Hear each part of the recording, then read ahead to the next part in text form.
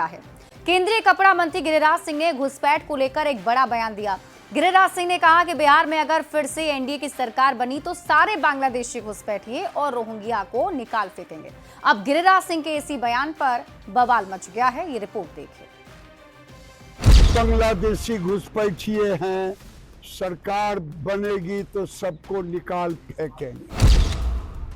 केंद्रीय कपड़ा मंत्री गिरिराज सिंह भारतीय जनता पार्टी के फायर ब्रांड नेता, मोदी सरकार के पहले, दूसरे और लगातार तीसरे कार्यकाल में बड़ी जिम्मेदारी निभा रहे गिरिराज सिंह ने एक बार फिर से बड़ा बयान दिया है।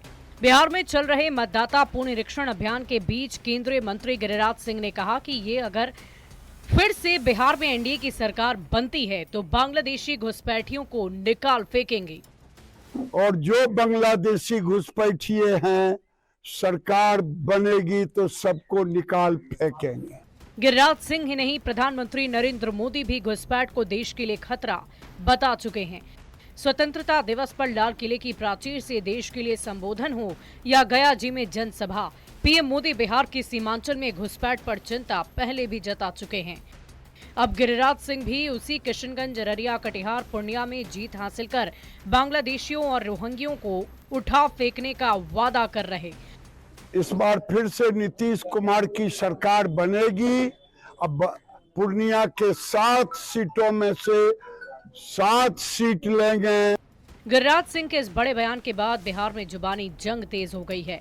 विपक्ष में बैठी आरजेडी और कांग्रेस एजेंडे की राजनीति करने का आरोप लगा रही तो जेडीयू और बीजेपी ये दलील दे रही है कि बिहार में वही रहेगी जिसकी नागरिकता संविधान के तहत तय होगी। अब जहां तक सवाल घुसपैठियों का है, नागरिकता का है, इसके लिए भारत सरकार के पास पूर्व से ही कानून बना है और कानून के तहत वो तय करेंगे।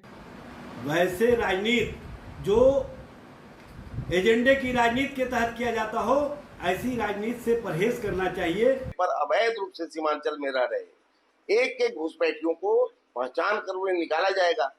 महागठबंधन के लोगों को माननीय मंत्री जी के बयान पर मिर्ची लगनी स्वाभाविक है। बिहार में 18 वर्षों से एनडीए की सरकार है, केंद्र में मोदी जी की सरकार है 11 वर्षों से।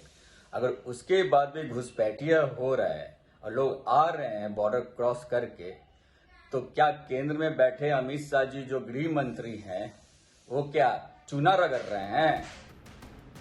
सीमांचल में घुसपैठ बिहार चुनाव में बड़ा मुद्दा बनता जा रहा है।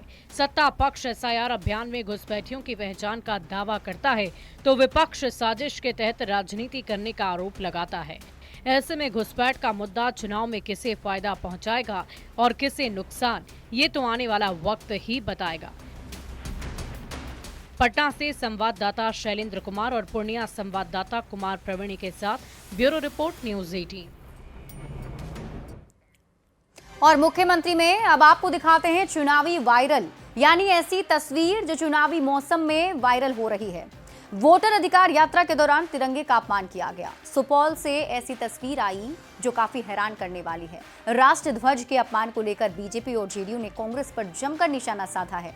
ये भी रिपोर्ट देखिए।